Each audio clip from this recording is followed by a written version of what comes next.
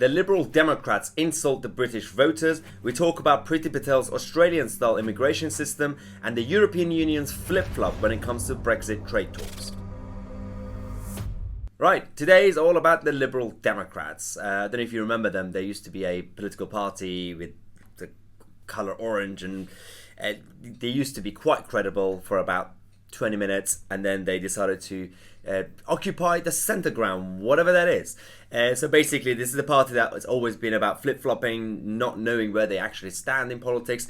Now, when it came to the 2016 EU referendum, they found their niche, which was to oppose democracy, ironically. So they became the party of Remain, and now they might probably become the party of Rejoin.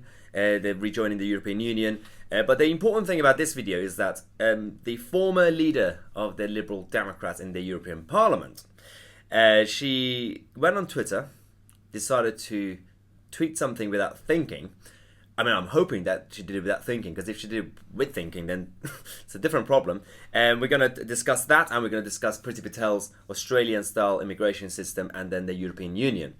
So let's start with Caroline Voden, who was he's the former leader of the Lib Dems in the European Parliament, a fake parliament that we had in Brussels. Luckily, we have left that. So this person decided to tweet this. So, Priti Patel, who will fill the coronation chicken sandwiches? Who will dig the cauliflowers out of the freezing, muddy Cornish fields? Who will wash the hospital bedpans? Who will clean our offices at night? Who'll feed, bathe and care for our most vulnerable, asking for a friend? Now, what she's implying is that with a point-based system when it comes to new migration to the country, we're not going to have anyone doing any of those jobs that she pointed out. Now, let's talk about each question that she had in that tweet. The first one is the chicken sandwiches. What is it? Just particularly and specifically the coronation chicken sandwiches, or any other sandwiches too? Because if it's just about coronation, I don't think there's much demand for it. I'm sure we can find two people to sort that out. The second question, what is this obsession with the Cornish fields? What about the rest of the other regions in the country? Again, this is ridiculous. The whole tweet is absolutely ludicrous because, for example, when it comes to hospitals, personally speaking, every time I've been to hospitals, the majority of people I've seen who are working there are either British or from or African or Asian. So none of these people are EU members. Obviously, we have a lot of European nurses coming from the EU 27 countries, and that's clear. But there are also a lot of nurses coming from Africa, from Asia, from North America, from, again, Britain itself. The next question is, who will clean our offices at night? Well, hopefully at sometime soon, robots. But the whole point is, and she says asking for a friend, the whole issue of having a point-based immigration system is that it will go with the demand of each sector and each industry. So if we have a shortage in a specific sector, like for example nurses, then obviously we're going to advertise more and we're going to bring more people from across the world. This point-based system will apply to citizens from Europe, but also other continents as well. So it's stupid. The whole thing is stupid. Now, if she's concerned about who's going to be doing any of these jobs, well, maybe Caroline herself could do it, because she doesn't have a job anymore. So she's one of the unemployed people. So maybe you could do the jobs. That's one issue. And the second thing is, again, the arrogance, the sort of language that these people come up with, the coronation chicken sandwiches. It's not the only person who said things like this. We've had people on Question Time. For example, this random lady on Question Time a while ago saying this. Here who works in London, who would be serving our coffee in Pret? Who would be selling us our sandwiches in Pret? Yeah. You're not going to get English people to take those jobs. Who's going to serve our coffee in Pret? The fact that the first example in her head was Pret shows everything. This is the most middle-class, metropolitan, liberal elite mentality that, the only place you could get coffee is Pret. Why couldn't she come up with like a random cafe or like...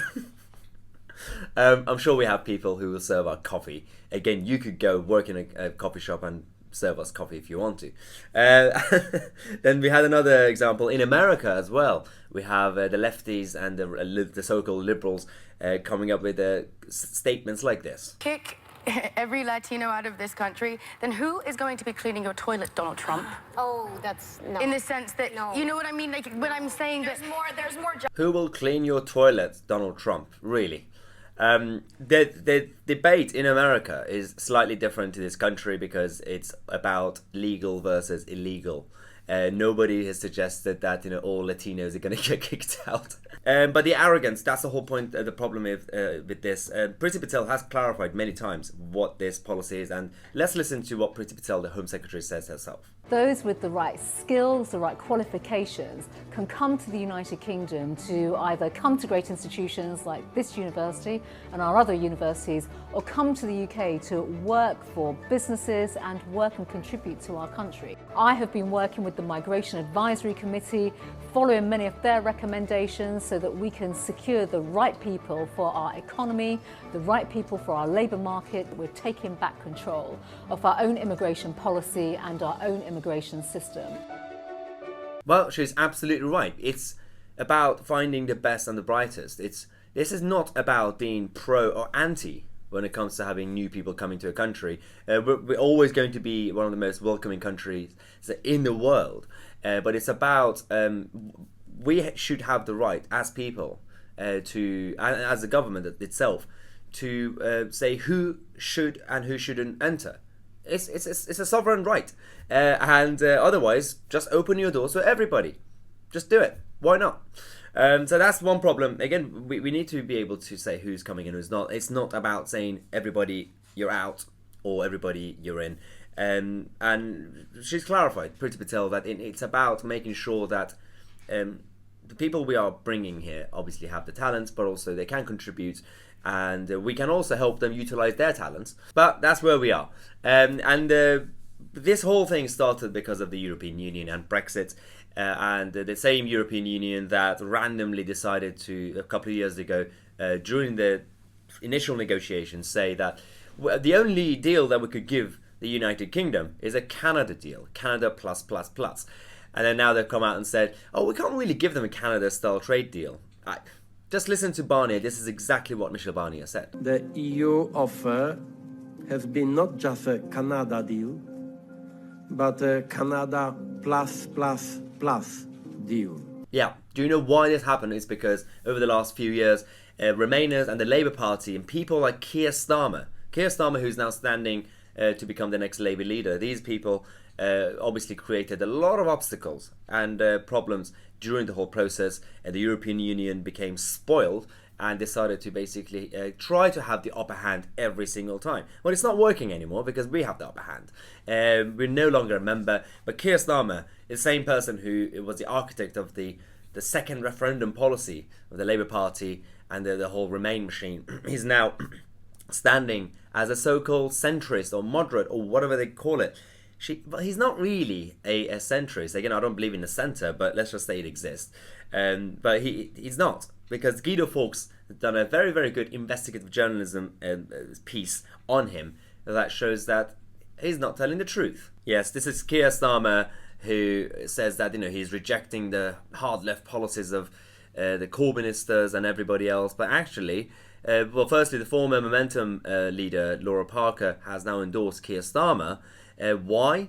Because Keir Starmer previously has signed up to every single pledge from a nationalisation campaign, ending the NHS and council outsourcing, ending free schools and academies, and forcing the government takeover of water, energy, mail and buses, everything that you could find. So this is Keir Starmer. He's also obviously previously edited a paper called Socialist Alternatives in his 20s. So he's not your typical moderate or centrist. He went to a private school, obviously. He's had a middle-class upbringing because he's a champagne socialist. He's a white man representing a central London constituency. Just like any other former left-wing leader that we've had, who always came from a privileged background.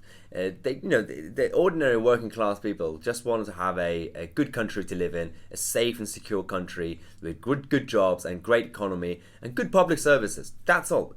It's not difficult to ask. It's nothing too weird to ask.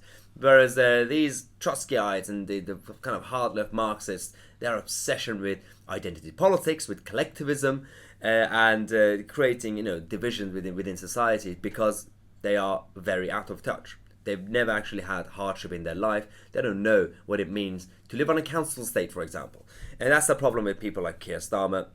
I personally don't have any problem with people based on their background, regardless of, it could be upper class, it could be working class, it could be from anywhere, it could be from Venus, for that matter. But if you decide to then use your background to do something and to go against other people, then I'll have a problem with that. So that's called identity politics, and I don't like it. So this is Keir Starmer, and the Labour Party are now going through this crazy period of finding the next hard left leader. So well done. But the whole issue with the Home Office and Priti Patel is ongoing. The British people are now supporting Priti Patel and the Home Office, which is good. And the Liberal Democrats are going to come back with more ridiculous statements on Twitter and everywhere else. So we'll keep you guys posted on that. We'll have some new updates for you in the next couple of days about this channel and the free speech movement that we are going to be starting soon. So if you enjoy the content, make sure you subscribe and click on that bell next to it so you get notified when we release a new video. We have a daily show at 5:45 p.m. You could follow me on social media, Twitter and Instagram. You could find the details down here on the screen. As always, I'm Tousi. I'll see you guys tomorrow with a new video.